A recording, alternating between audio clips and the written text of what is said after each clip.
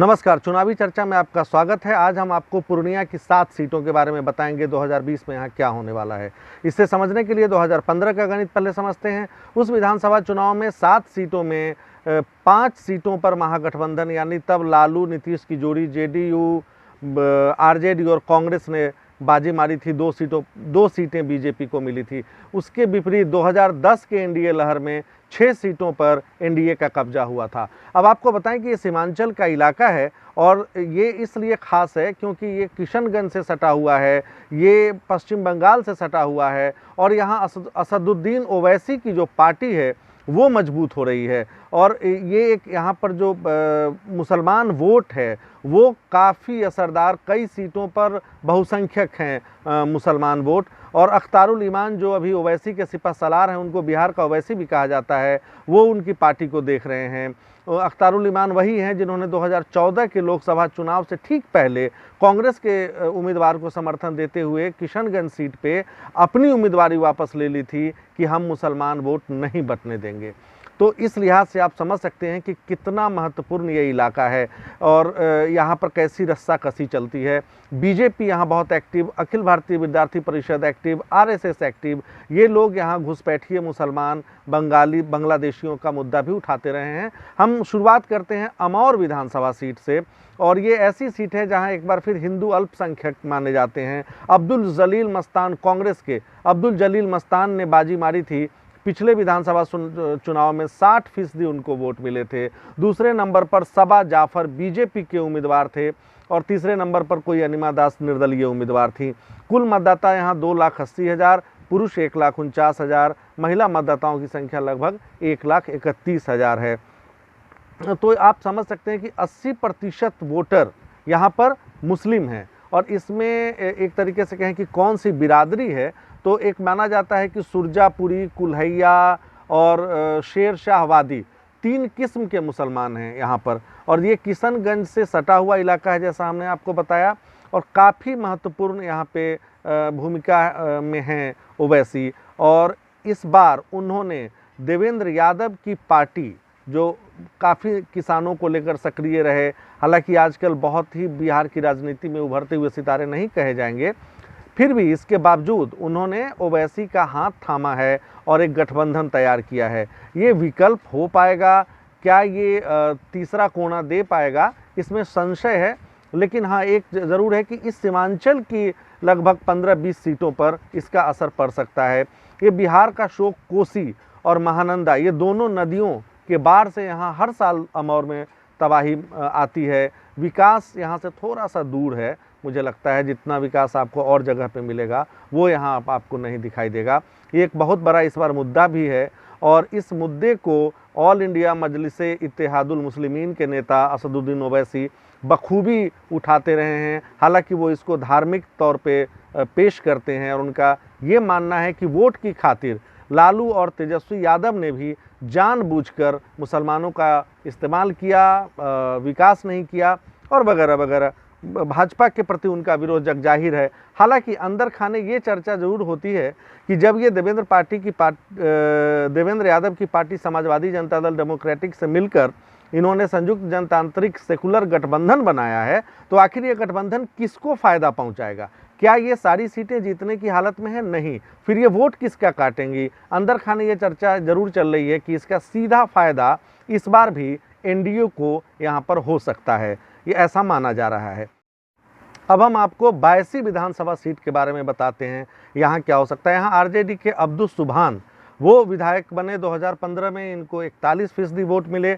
दूसरे नंबर पर रहे निर्दलीय विनोद कुमार इस सीट पर और तीसरे नंबर पर सैयद रुकनुद्दीन अहमद रहे। 2010 में ये सीट भाजपा की झोली में ज़रूर गई थी। अब इस बार किसकी झोली में जाती है ये कहना बहुत मुश्किल होगा, क्योंकि उम्मीदवारों के बारे में माना जा रहा है विनोद कुमार किसी पार्टी के सिंबल पर चुनाव लड़ सकते हैं। इस विधानसभा सीट में भी अल्पसंख्यकों की आबादी लगभग 60% है और AIMIM के ने जो कांग्रेस और राजद के खिलाफ इस पर दावा पेश किया है इस पूरे इलाके में, इससे महागठबंधन के लिए चुनौती बढ़ गई है। क्या ओवैसी के आने से सियासी समीकरण बदलेगा, ये इस क्षेत्र में चर्चा का विषय बना हुआ है, क्योंकि रुकनुद्दीन ने ओवैसी की पार्टी ज्वाइन कर ली है और मुझे लगता है कि इसके बाद वहाँ टफ फाइट देखने को मिलेगा, शायद ओवैसी एक फैक्टर के रूप में उभरे। अब हम आगे बढ़ते हैं, अगली विधानसभा सीट कसबा, यहाँ से कांग्रेस के मोहम्मद अफाक आलम ने बाजी मारी। 2015 में 81,000 वोट मिले, 44% मत इनको मिले। दूसरे नंबर पर प्रदीप कुमार दास, इनको 79,000 वोट मिले, यानी लगभग जीत हार में लगभग 2,000 वोटों का मात्र अंतर। और ये इस सीट की खासियत रही है कि ये पिछले 15-20 साल से यहाँ पर इन्हीं दोनों उम्मीदवारों के बीच टसल चलता रहा है। और इस सीट पर की बात करें तो यहाँ 43% लगभग मुस्लिम वोटर हैं, 55% हिंदू वोटर्स हैं। हिंदुओं में भी कुशवाहा कहा जाता है 20%, दलित आदिवासी 30%, सवर्ण भी 2 से 5%। और इस तरीके से यहाँ वैश्य जो वोट है वो काफ़ी अहम माना जाता है। और यहाँ के गढ़ बनैली में 2 दशक पहले तक काफ़ी उद्योग धंधे भी थे, लेकिन अब वो सब बंद हो चुके हैं। बेरोजगारी की समस्या यहाँ गहराने लगी है। हाल के वर्षों में पलायन इस क्षेत्र की सबसे बड़ी समस्या बनकर उभरी है और ये एक बहुत बड़ा मुद्दा होगा यहाँ पर। कानून व्यवस्था भी हाल के दिनों में लचर, इसका खामियाजा हो सकता है एनडीए को उठाना पड़े।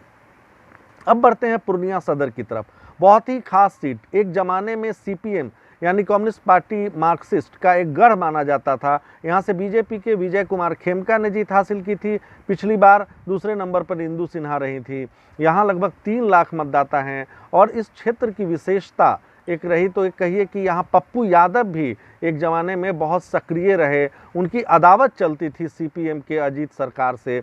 यहाँ उनका बहुत रसूख था अजीत सरकार का, और वो जब अकेले भी निकलते थे बाज़ार में तो उनके साथ हज़ारों की झुंड हो जाती थी किसी भी मुद्दे को लेकर।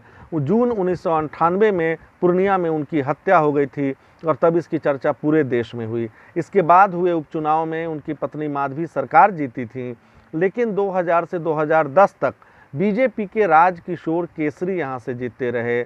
लेकिन फिर 2011 में उनकी हत्या हो जाती है और फिर एक उपचुनाव होता है।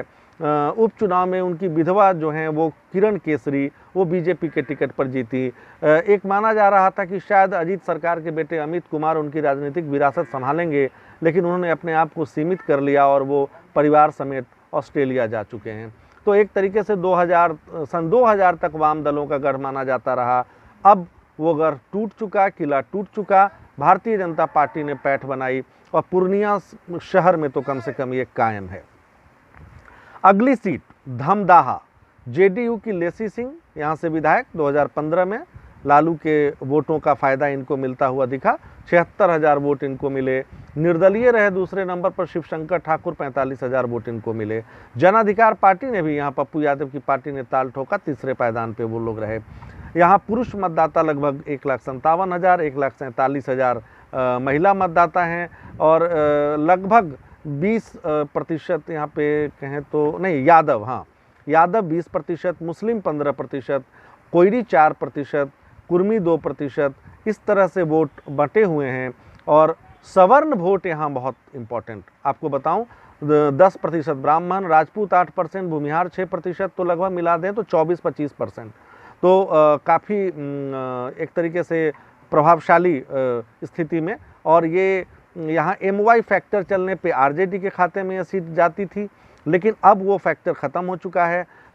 नीतीश और मोदी की जोड़ी एक अलग ट्रेजेक्ट्री, विकास, सुशासन और सॉफ्ट हिंदुत्व या हिंदुत्व के मुद्दे पे जब चुनाव होता है तो वो सारी जातीय समीकरण पीछे चले जाते हैं। अब हम चलते हैं रुपौली विधानसभा सीट की तरफ। बीमा भारती जेडीयू की एक बार फिर ये विधायक हैं। मात्र 28% वोट मिला और ये जीत गई। तो आप समझ सकते हैं कि यहाँ कैसे वोटों का बंटवारा होता है, अलग अलग जो खेमे है, राजनीतिक खेमा है, वो कितना असरकारी है। उन्होंने यहाँ पुरुष मतदाता लगभग 1,57,000, लगभग और विधानसभा की तरह ही गणित है। यहाँ एक बाहुबल बड़ा फैक्टर है रुपौली में। और जो मंत्री बीमा भारती के पति हैं अवधेश मंडल, सॉरी मंत्री नहीं, अवधेश मंडल, वो बाहुबली माने जाते हैं। लोजपा के शंकर सिंह उनका भी यहाँ पे जोर है। वो कभी नॉर्थ बिहार लिबरेशन आर्मी के अध्यक्ष भी रह चुके हैं। अगर जातीय समीकरण की बात करें तो यहाँ अति पिछड़ों की संख्या बहुत अधिक है। इसके बाद राजपूत और यादवों की संख्या आती है। ऐसे में अल्पसंख्यक किस ओर जाते हैं, ये देखने वाली बात होगी। ये क्रांतिकारियों की धरती भी मानी जाती है। यहाँ अनेक क्रांतिकारियों को इस धरती ने जन्म दिया और ये टीकापट्टी कभी पूर्णिया प्रमंडल में होने वाले आंदोलनों का केंद्र बिंदु रहा करता था। यहाँ उस जमाने में महात्मा गांधी, डॉक्टर राजेंद्र प्रसाद समेत कई नामी शख्सियत भी पहुँच चुके हैं। अब हम चलते हैं आखिर में बनमक्खी विधानसभा क्षेत्र की तरफ। सुरक्षित विधानसभा क्षेत्र है। भारतीय जनता पार्टी के कृष्ण कुमार ऋषि ने यहाँ से जीत हासिल की थी। 2010 में भी वही जीते थे, मैं आपको बताऊं। 59,000 वोट मिले 2015 में इनको। दूसरे नंबर पर संजीव पासवान आरजेडी के 58,000 वोट, मतलब जीत हार का अंतर यहाँ भी बहुत कम था। इस बार चूंकि 2010 की लहर मानी जा रही है, हो सकता है कृष्ण कुमार ऋषि के लिए रास्ता आसान हो जाए। अगर हम बहुत पहले चले जाएं तो जनता दल के ज़माने में 1990 में यहाँ से चुन्नी लाल राजवंशी जो थे, उन्होंने जीत हासिल की थी और वो भी भाजपा से ही थे, लेकिन बाद में उन्होंने जनता दल का दामन थामा था। 95 में भी आरजेडी यहाँ से जीती, लेकिन 2000 के बाद यहाँ बीजेपी का मजबूत किला ये बन चुका। चीनी मिल के कारण कभी 90 के दशक तक के बहुत बढ़िया यहाँ गन्ना उत्पादक क्षेत्र था। मिल बंद होने के बाद अब किसानों ने केले और मकई की खेती करना शुरू किया है। यही अब नकदी फसल मक्का के तौर पे किसानों की आजीविका का मुख्य साधन है। तो ये आज हमने पूर्णिया के बारे में बताया। अब अगली बार हम किसी और ज़िले की लोकसभा क्षेत्र की विधानसभा सीटों के बारे में आप तक जानकारी पहुंचाएंगे। तब तक के लिए इंतज़ार करें। शुक्रिया।